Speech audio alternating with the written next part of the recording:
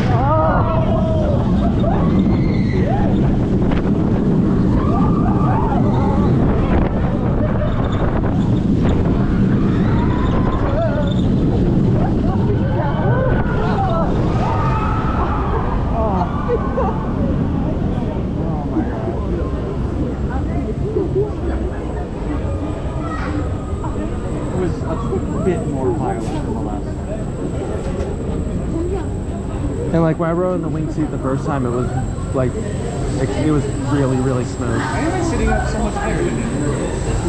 That's like lost gravity. That's like lost gravity. Yeah. The wing seat was up higher? It was.